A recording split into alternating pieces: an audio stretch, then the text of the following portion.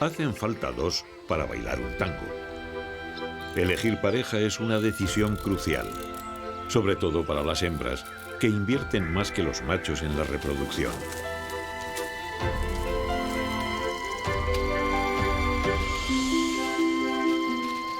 A veces ellas consiguen dejarles casi todo el trabajo, como ocurre en los sapos parteros o en este pequeño chinche que lleva también sobre su dorso los dorados huevos que ha puesto su pareja. Pero en otras ocasiones los machos colaboran muy poco y se aparean con varias hembras para incrementar su éxito.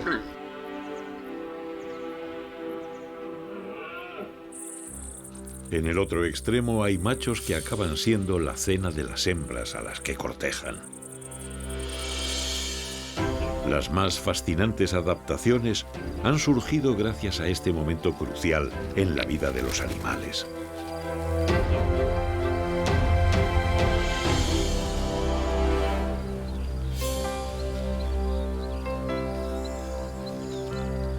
Haciendo la corte.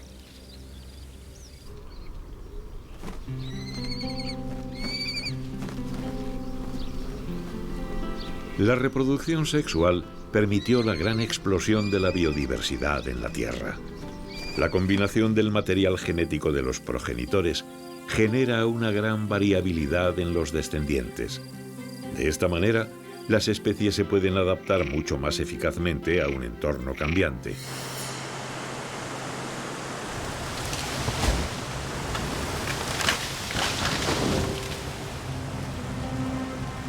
Pero esta forma de reproducirse requiere un reto importante. Hay que encontrar pareja.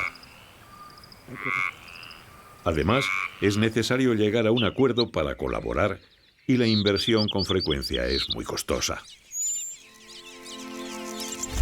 Las hembras ya de partida invierten más que los machos, produciendo muy pocos óvulos y muy grandes, comparados con los abundantísimos y diminutos espermatozoides masculinos. Por ello, las hembras están más interesadas en que no se pierda la inversión que realizan en cada intento de reproducción. En las aves es muy frecuente un sistema de apareamiento monógamo en el que la pareja colabora para criar a los pollos.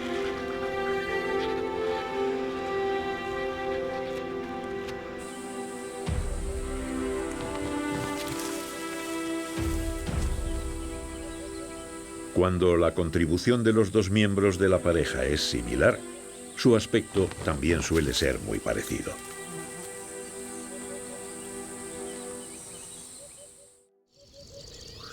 En este antiguo molino en mitad de la campiña hay un grupo de abubillas en época de celo.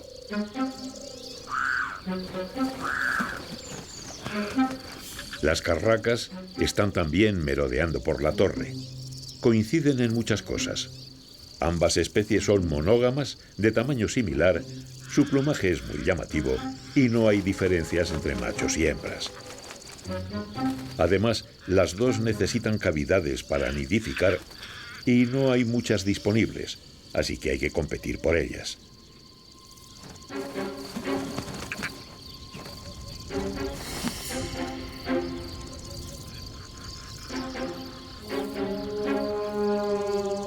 Por ahora, ganan las carracas.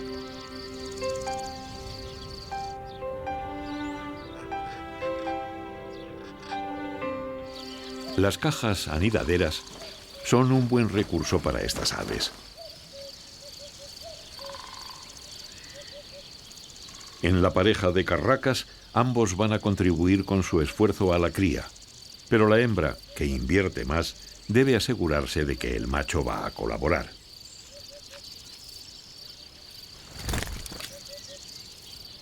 Para convencerla, le entrega presas. Se trata de una muestra de su capacidad para aportar alimento al nido. Mantener estos colores brillantes requiere un buen aporte de vitaminas y antioxidantes. Con solo una mirada, ambos pueden evaluar el estado físico de su pareja.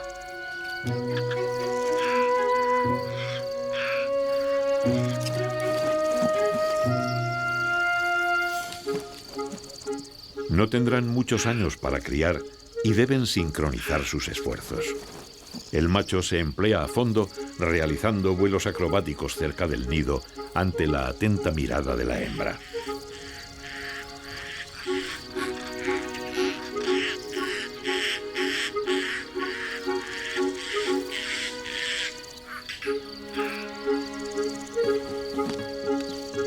Aquí llega con otro regalo.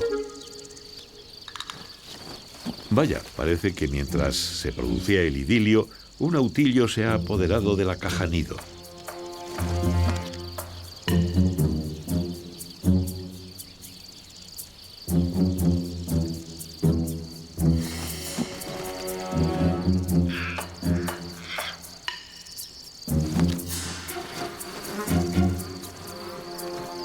A la pareja de carracas les va a tocar buscar una nueva vivienda, porque el pequeño búho no parece dispuesto a abandonar esta.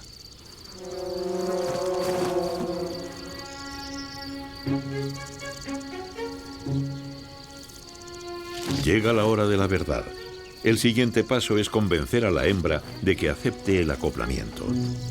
Aquí ya no hay vuelta atrás y el macho debe pasar la última prueba. Entrega un nuevo regalo a la hembra y ella, al aceptar, cierra el trato.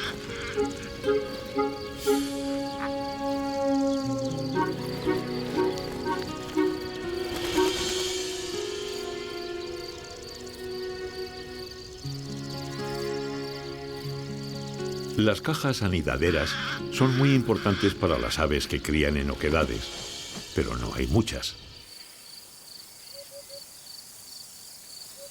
Estas abubillas han encontrado una alternativa, aunque es muy poco convencional. Un bidón de plástico abandonado en el campo.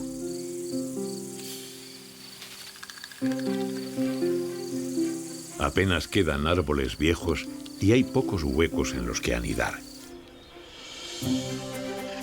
A no ser que seas un carpintero y te lo fabriques tú mismo. El pico menor es el más pequeño de los pájaros carpinteros ibéricos. Se alimentan de insectos que capturan en los árboles.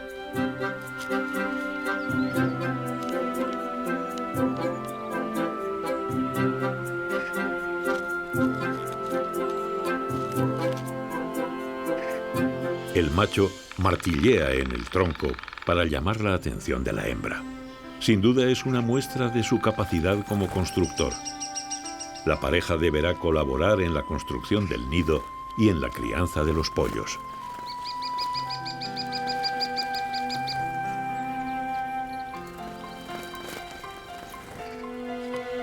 La alianza está sellada. Normalmente las aves altriciales, es decir, las que crían a sus pollos en un nido, son monógamas y colaboran los dos miembros de la pareja. Los somormujos son un caso especial. Aunque pueden recordarnos a las anátidas, su biología y su comportamiento son muy diferentes a los de los patos. También, a diferencia de estos, el plumaje de machos y hembras es similar en los somormujos.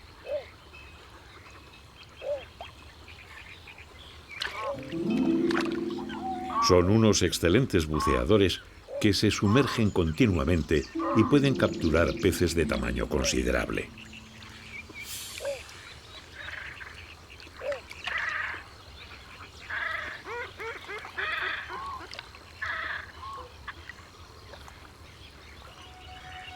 Cuando llega la época de celo, comienzan las luchas territoriales de los machos.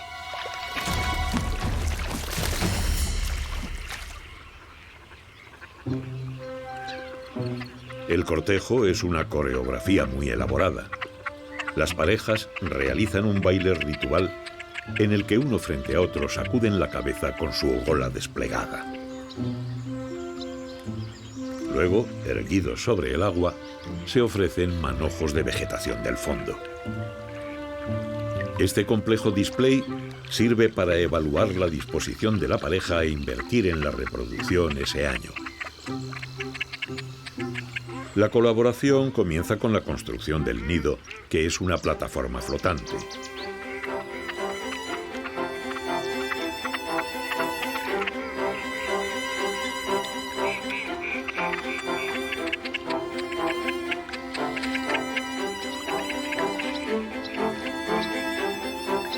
La hembra se coloca en ella con el cuerpo extendido, lo que indica al macho su receptividad.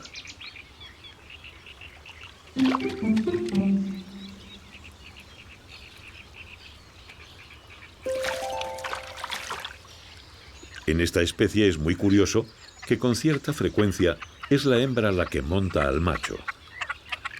Parece que no se trata de algo marginal y se ha interpretado por los investigadores como una parte del cortejo.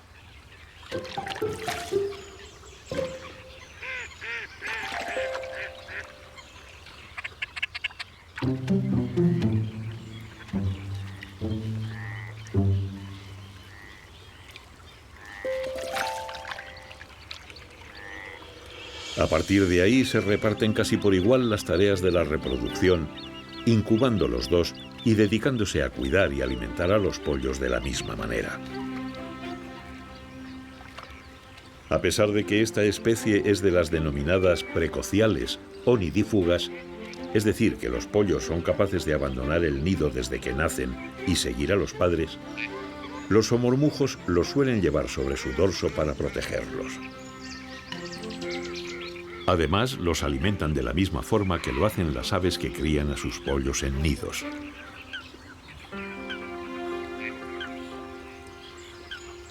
Todas estas tareas compartidas son las que determinan la importancia de una pareja estable que se coordina para colaborar en el proceso de la reproducción. De ahí la gran importancia de un cortejo tan elaborado que asegure la implicación de los dos miembros de la pareja.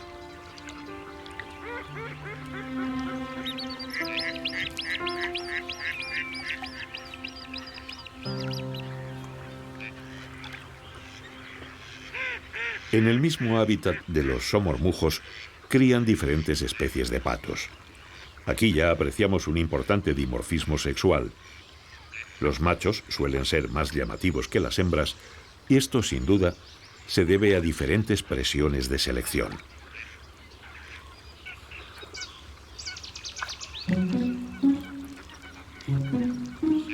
En las anátidas, también precoces, los patitos abandonan el nido y siguen a la madre desde el primer día. Pero a diferencia de los somormujos, los pequeños no son alimentados por sus padres. La hembra se encarga en solitario de su cuidado y este se limita a guiarlos y protegerlos, pero no a cebarlos. Para eso harían falta los dos progenitores.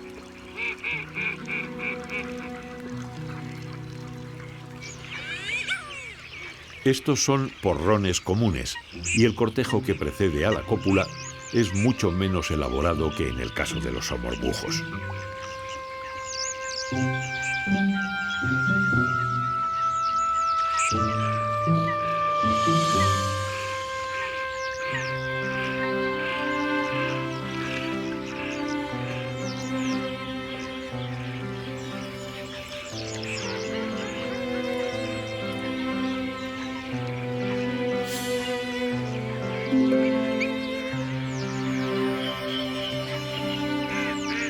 Además, es frecuente que un macho se aparee con más de una hembra.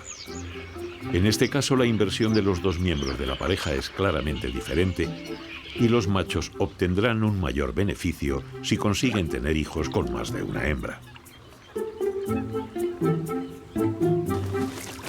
Esta presión de selección es la que hace que los machos sean más llamativos que las hembras. En los patos, los machos son los que tienen colores brillantes, de forma que los mejores puedan ser seleccionados por más de una hembra. Estas, en cambio, no tienen que competir por los machos. Al fin y al cabo, no les van a ayudar mucho. Mejor les viene elegir unos buenos genes para sus hijos y tener un buen traje de camuflaje para criarlos sin sobresaltos. La selección sexual es la que determina el dimorfismo entre sexos y curiosamente está relacionado con el riesgo de extinción. Las especies de aves con mayor dimorfismo sexual tienen una mayor probabilidad de desaparecer. Al encargarse solo la hembra de cuidar a los pollos, el riesgo de depredación es mayor y además unos pocos machos monopolizan a muchas hembras.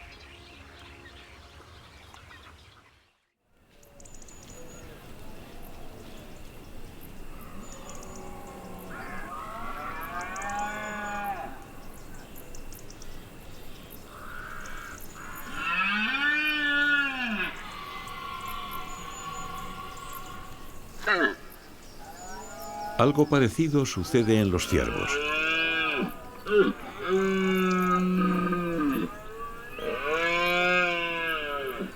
Su cuerna es algo realmente espectacular. Hay que tener en cuenta que la pierden cada año a principios de primavera y vuelve a crecerles por completo. Después del verano debe estar lista para el periodo reproductor y puede llegar a pesar hasta 10 kilos. Las hembras no desarrollan cuerna, con lo que la diferencia entre sexos en esta especie es muy notable.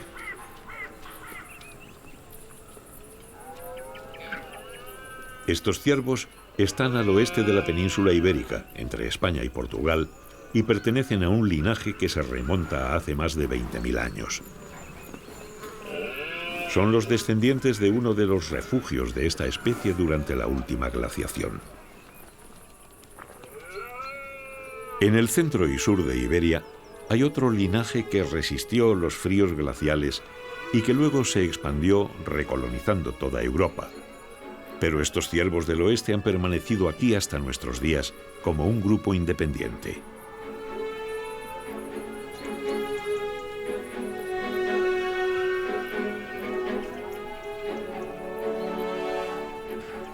Para los machos, desarrollar cada año esta enorme estructura sobre sus cabezas es muy costoso.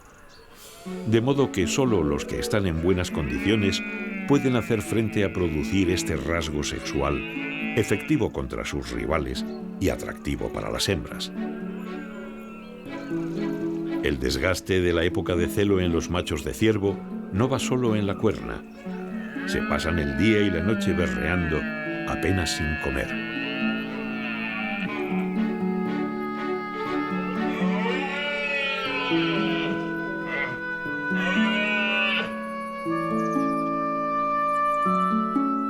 Recientemente, los científicos que investigan sobre el ciervo ibérico han revelado la importancia de otro rasgo sexual, la mancha negra que durante el celo los machos presentan en la zona de la barriga.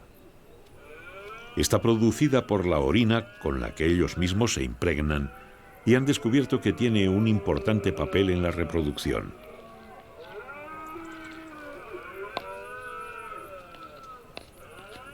Se trata de una señal química facilitada por unas bacterias que habitan entre las escamas que forman la cutícula de los pelos de esta zona. La extensión de la mancha es un indicador del esfuerzo que ese macho está dispuesto a realizar esta temporada para la reproducción. Cada año, los ciervos adultos deben tomar una decisión crucial. ¿Hasta qué punto emplearse a fondo en la reproducción esa temporada o reservarse para las siguientes?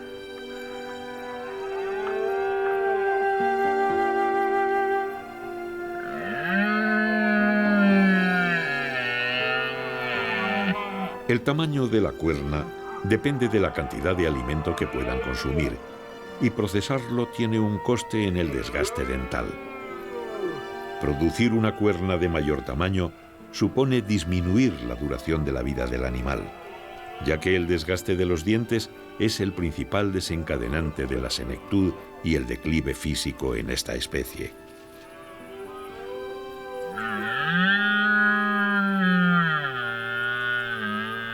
Si deciden este año ir a por todas, lo pagarán con una reducción en su tiempo de vida.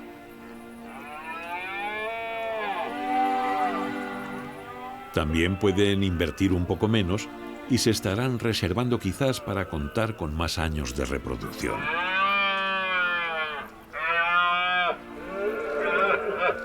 ¿Pero de qué depende esta decisión? Básicamente, de cuánto necesiten apostar para tener probabilidades de éxito.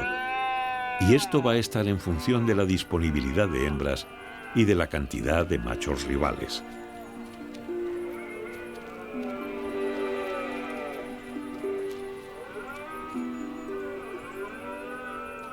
Los investigadores se quedaron muy sorprendidos cuando comprobaron que en presencia de muchos machos, cuando la competencia se prevé mayor, los ciervos invierten en desarrollar cuernas de mayor tamaño.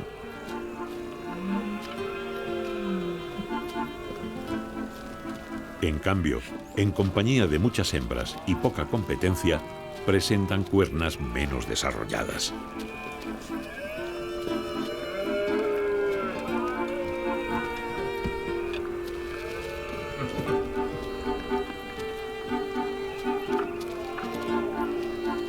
La mayoría de las hembras no van a donde están los machos, son ellos los que tienen que ir a buscarlas. Y ellas están donde hay comida. Por eso muchos machos directamente se sitúan ahí y defienden esos lugares. El coste de las peleas es muy alto, pues al riesgo de sufrir heridas hay que sumar el desgaste energético que suponen.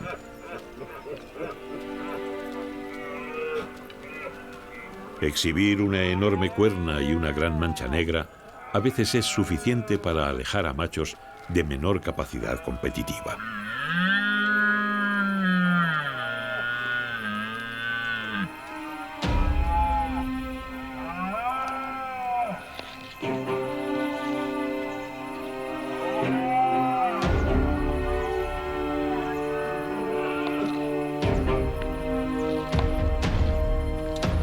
Es frecuente verlos golpeando ramas o troncos. Todo ello forma parte de la exhibición que intenta evitar el enfrentamiento.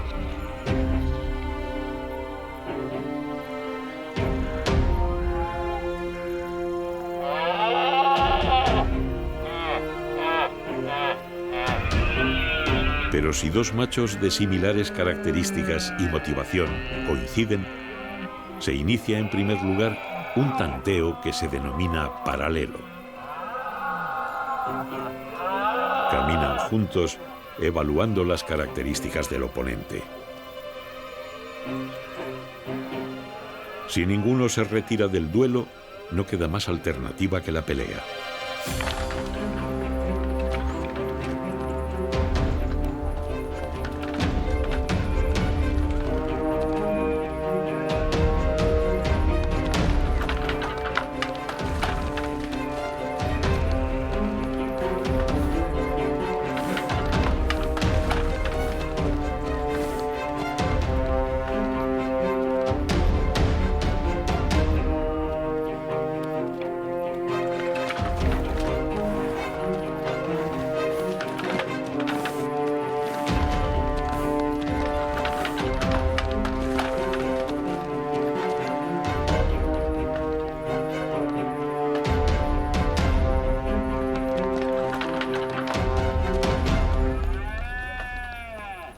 Ahora, el perdedor debe alejarse de la zona. Todo este esfuerzo tiene como resultado mantenerse en un área privilegiada con el mayor número posible de hembras. Son los llamados harenes. Aquí cabría esperar que las hembras quedasen a merced de los machos que han conquistado ese territorio, pero ellas mantienen su propia decisión. Y si se quedan, puede ser simplemente por la comida o porque se sienten protegidas.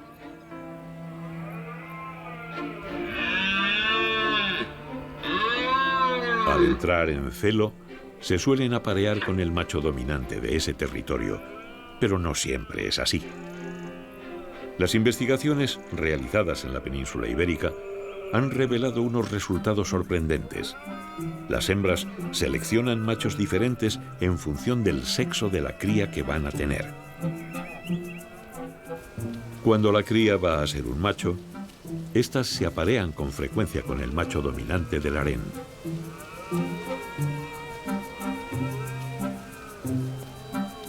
Esto suele ocurrir en hembras maduras y en buenas condiciones.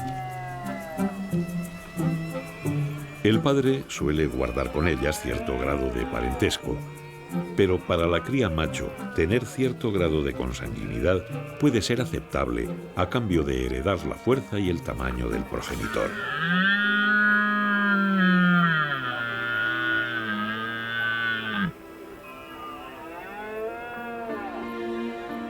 Sin embargo, cuando la cría va a ser hembra, lo que es más frecuente en madres primerizas, el tamaño y la fuerza del padre no son tan importantes, y la madre puede preferir evitar al dueño del harén y buscar un macho quizás de menor rango, pero menos consanguíneo con ella.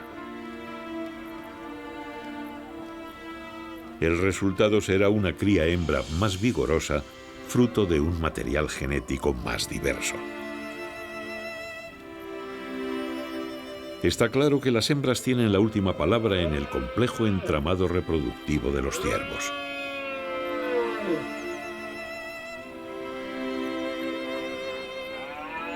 Estos sistemas reproductivos en los que un macho se aparea con varias hembras se denominan poligínicos y se dan también en algunas aves. En las estepas cerealistas de la península ibérica, aunque cada vez más escasas, aún pueden observarse las aves más corpulentas del mundo capaces de volar: las avutardas. A principios de primavera se concentran en unos lugares denominados arenas o leks. Los enormes machos son los primeros en llegar. Vienen cada año a exhibirse y por eso tienen que ser lugares con buena visibilidad a larga distancia. Dentro de cada zona hay algunos puntos privilegiados y todos quieren estar en los mejores sitios, así que les toca competir por ellos.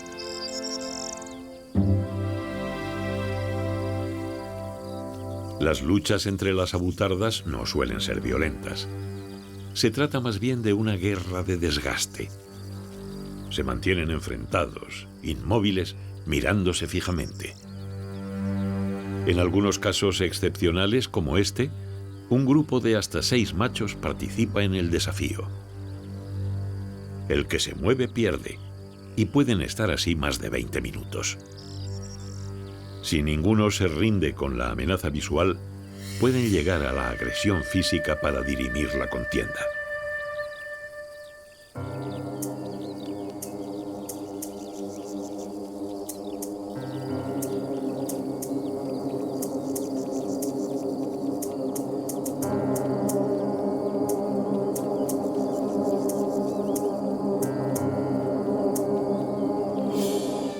Poco después comienzan a llegar las hembras. Vienen a este escaparate de machos y ellas deciden a qué galán se acercan.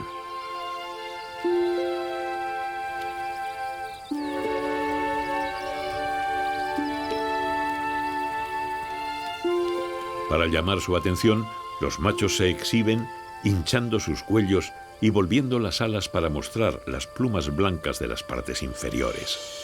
Esta pauta de cortejo se denomina hacer la rueda.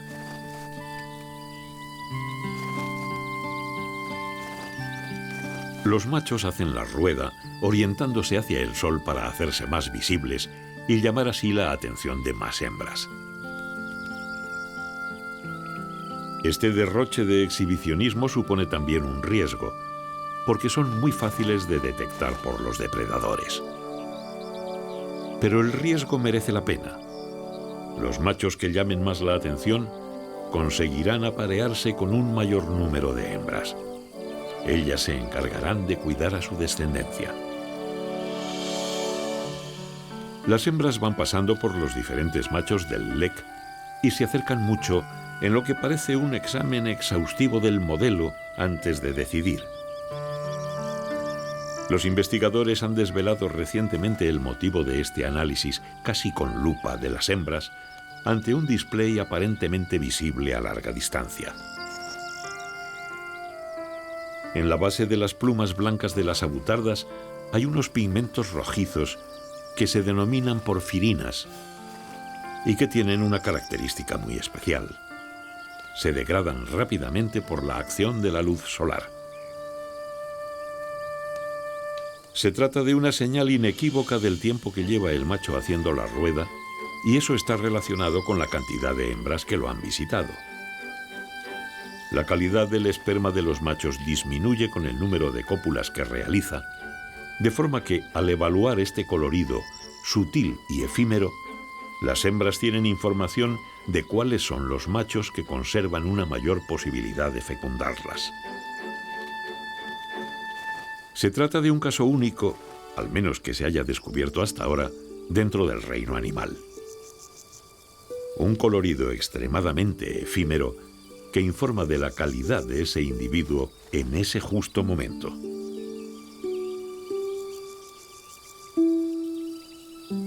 En las avutardas, solamente en torno al 10% de los machos consiguen reproducirse cada año. De ahí la gran presión de selección que hace que los más mínimos detalles de su cortejo sean tan importantes. La poliginia determina grandes diferencias en la apariencia entre machos y hembras, pero afecta también a su longevidad. Las hembras de estas especies pueden vivir hasta el doble que los machos. Muchas veces se ha interpretado como un desgaste de los machos por sus luchas durante el celo, pero en realidad se trata de una cuestión estructural biológica. Hay una gran competencia entre ellos para lograr reproducirse y solamente en su mejor momento consiguen hacerlo. Durante poco tiempo están en la élite, como si de deportistas profesionales se tratase. Pero una vez que pasa su momento, no tienen opción de reproducirse y por tanto la selección no tiene forma de paliar los efectos del envejecimiento.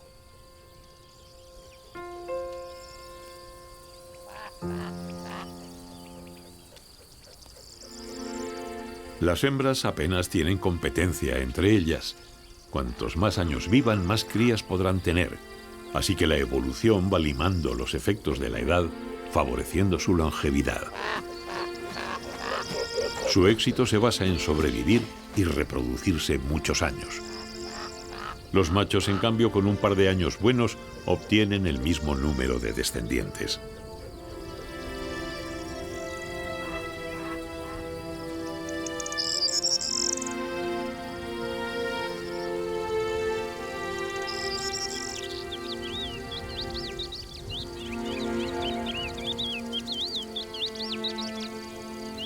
Parientes de la avutarda, pero de menor tamaño, los sisones presentan también un sistema de apareamiento de tipo lek. Los machos se exhiben para intentar convencer a las hembras de que se apareen con ellos. Emiten unos llamativos reclamos de forma insistente que parecen tener una función más relacionada con la comunicación con los otros machos de la zona.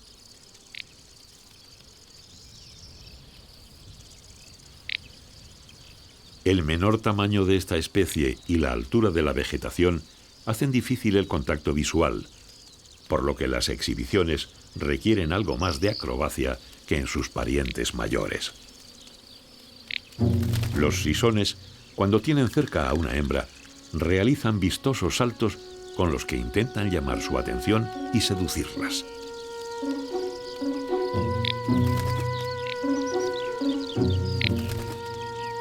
Por desgracia, los sisones están desapareciendo. Miles de hectáreas de pastizal se pierden cada año por la siembra de especies leñosas y la proliferación de centrales fotovoltaicas. Sin duda, las aves esteparias se encuentran entre las más amenazadas de la fauna ibérica.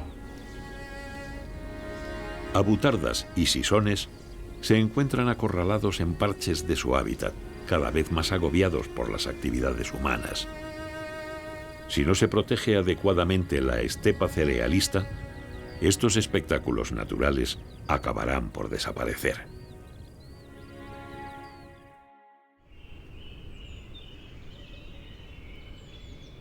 Los sistemas de apareamiento de tipo lek no solo se dan en aves y mamíferos.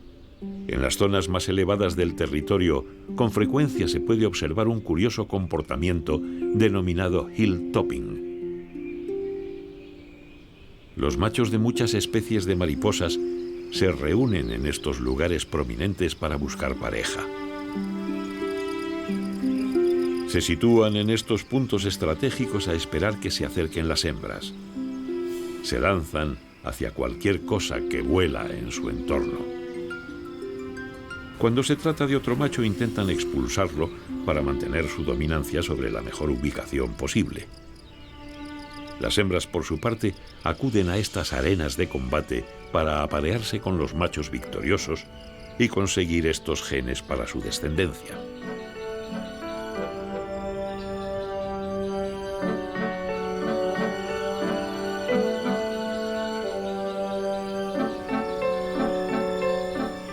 No solo las mariposas realizan este curioso comportamiento, también existen otros grupos de insectos, como este díptero, que sobrevuela estático junto al vértice geodésico que indica el punto más alto de esta zona, cercana a Mértola, en Portugal. En los leks, las hembras solo tienen contacto con los machos para la fecundación, y luego ellas se encargan del resto. Pero hay especies en que las hembras dejan a los machos el trabajo de cuidar a la prole.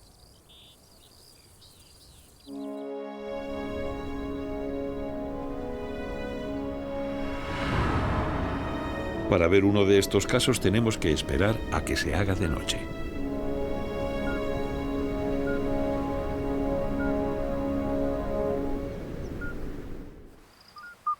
En muchos anfibios, los machos cantan para atraer a las hembras, que sueltan las puestas en charcas temporales de agua donde deben desarrollarse los renacuajos.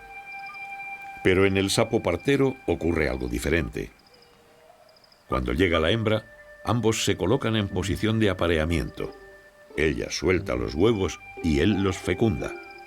Pero luego no los dejan en una charca, sino que son enrollados como un rosario a las patas traseras del macho.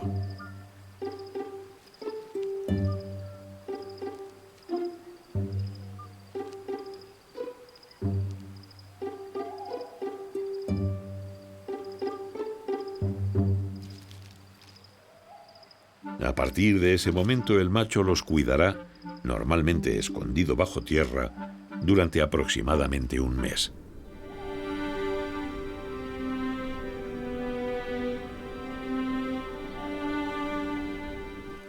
Al momento de empezar a eclosionar los renacuajos, el macho elegirá una charca o arroyo que mantenga buena cantidad de agua donde puedan desarrollarse.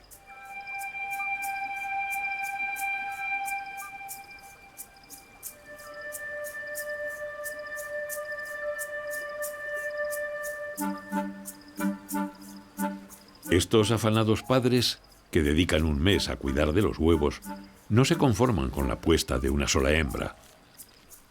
Normalmente tratan de atraer a varias mientras sean capaces de acumular huevos a sus espaldas. Las hembras cargadas de huevos escuchan las llamadas de los machos y deben decidir hacia qué macho acercarse para aparearse con él y confiarle sus huevos. Los machos más grandes emiten sonidos más graves y los más pequeños más agudos, de forma que las hembras pueden obtener información sobre la corpulencia de los cantantes. Los machos de sapo partero nunca han sido vistos enfrentándose directamente. El modo en que ellos compiten es a base de acelerar el ritmo de su canto. Las hembras prefieren inicialmente a los de sonidos más graves, pero a su vez parecen valorar más aún la intensidad de la oferta del macho, expresada en cantidad de llamadas por unidad de tiempo, lo que puede reflejar su mayor motivación por atraerla. El resultado es una nueva generación de renacuajos que en el futuro formarán nuevos coros de galanes en la noche.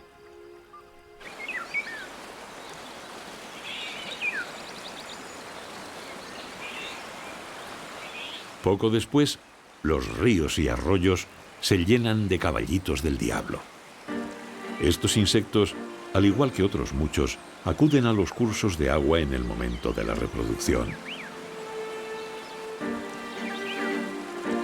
Ponen sus huevos en el agua y aquí se desarrolla su primera fase vital. Las hembras son exigentes a la hora de elegir lugares para la puesta y los machos lo saben. Reconocen estos enclaves y se establecen territorialmente en ellos, esperando aparearse con las hembras que se acerquen.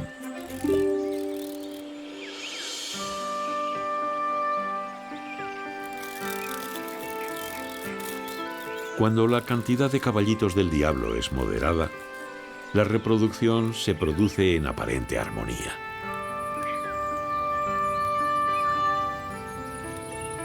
En el acoplamiento, el macho sujeta por el cuello a la hembra, que a su vez arquea su abdomen para recoger el esperma del macho.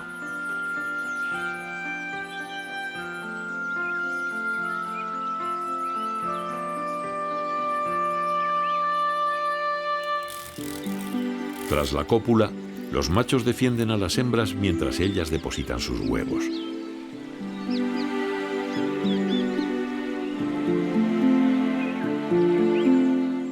Los problemas surgen cuando la cantidad de animales es elevada.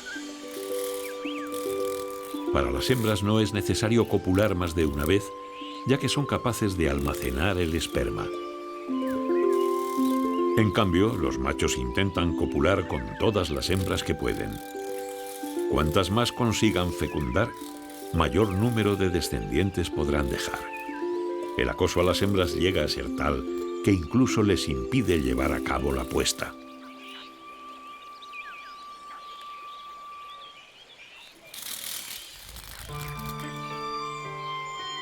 En estos casos, las hembras aceptan los acoplamientos en lugar de evitarlos. Como la cópula es muy breve, aceptarla puede ser menos costoso que resistirse.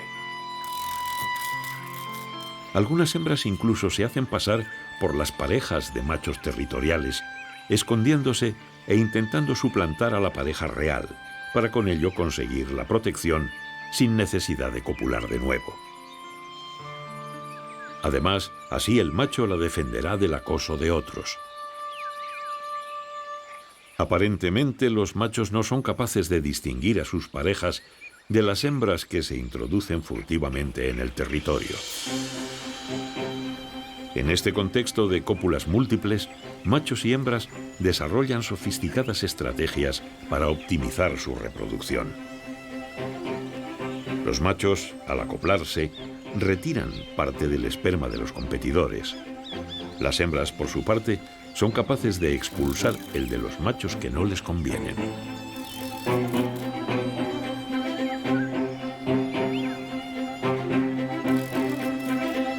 El baile nupcial de los caballitos del diablo es sin duda espectacular, pero las batallas que tienen lugar en el interior de la hembra pueden llegar a serlo aún más.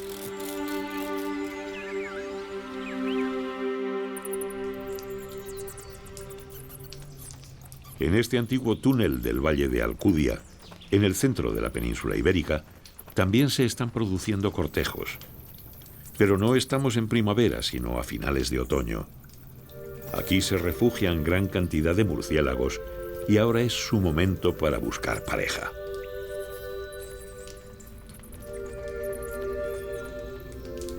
Estos son murciélagos orejudos y se están apareando, pero la hembra ni siquiera ha ovulado aún. Lo hará en primavera y será entonces cuando se produzca la fecundación. Mientras, los espermatozoides se mantienen vivos y esperando en su interior. Estos otros son murciélagos de cueva del género Miniopterus y se están reproduciendo en grupo. Son muy promiscuos. Se reúnen grupos de machos y hembras y se aparean entre ellos antes de entrar en estado de hibernación. En este caso sí que se produce ahora la fecundación, pero el embrión no se implanta y se desarrolla hasta la primavera siguiente.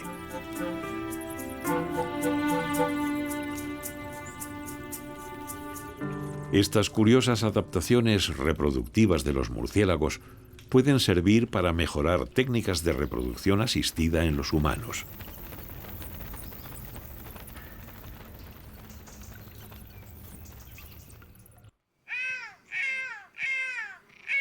Después de los murciélagos, ya en pleno invierno, tiene lugar el celo del lince ibérico.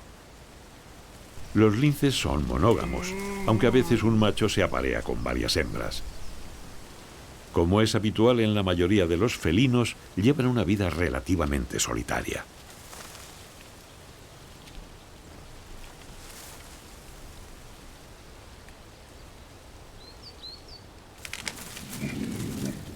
Macho y hembra solo conviven durante 2 o 3 días al año, y el contacto entre ellos está con frecuencia marcado por la tensión.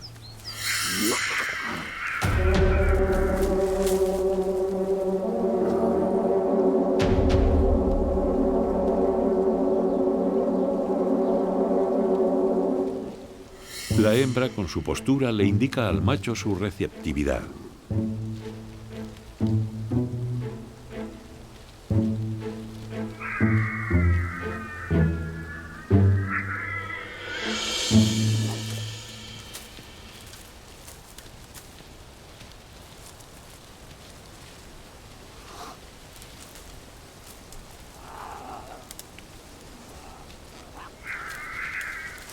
En primavera nacerán los cachorros y con ellos la esperanza de que esta especie no desaparezca.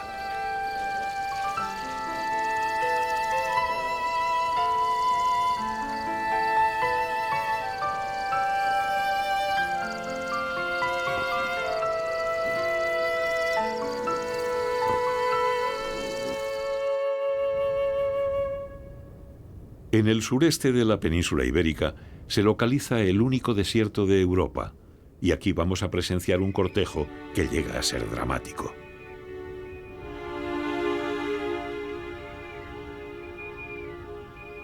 Durante la noche el suelo del desierto brilla de una forma hermosa e inquietante. Son los ojos de las tarántulas que reflejan la luz que incide en ellos.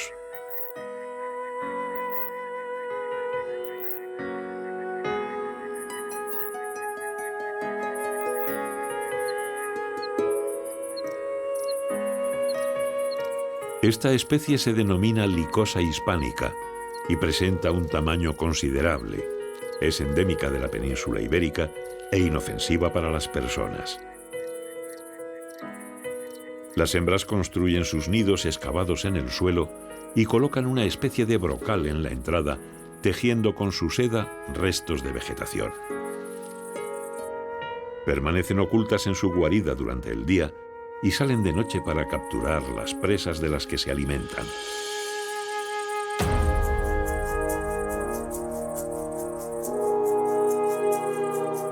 Los machos, en cambio, no construyen nidos. Se diferencian de las hembras por el engrosamiento en el extremo de sus pedipalpos, que son los órganos copuladores. Cuando llega el momento de la reproducción, se acercan a los refugios de las hembras para intentar conseguir pareja.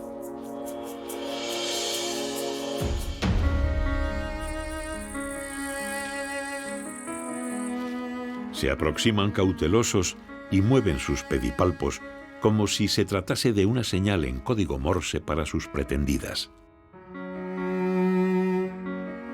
Llegado este momento, el desenlace puede ser fatal.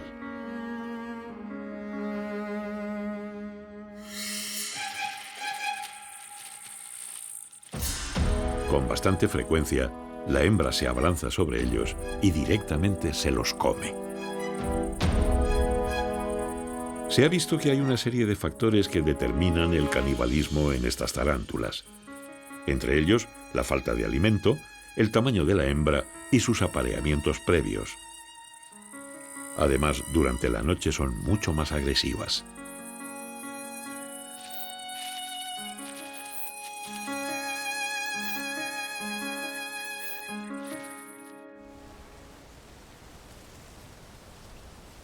Los machos, por tanto, intentarán buscar hembras pequeñas, vírgenes y bien alimentadas.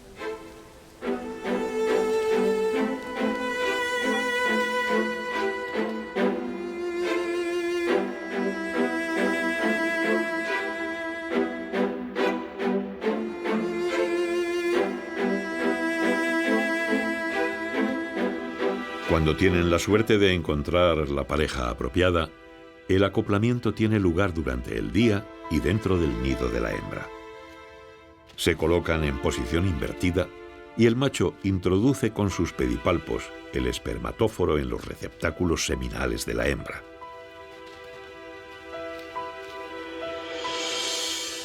En un entorno difícil como es este desierto, donde escasea el alimento, las hembras que se alimentan de machos pueden tener puestas de más peso, con mayor número de crías y más grandes.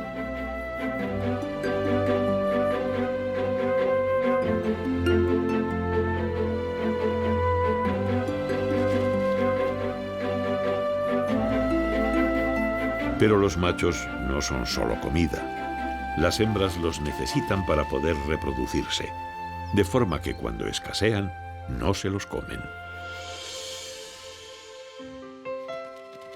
La reproducción sexual ha sido el principal motor de la biodiversidad en la Tierra. Machos y hembras se necesitan, pero tienen diferentes intereses y deben llegar a un acuerdo. Un equilibrio que ha dado lugar a infinidad de adaptaciones y comportamientos. Un fascinante entramado que perpetúa el ciclo de la vida.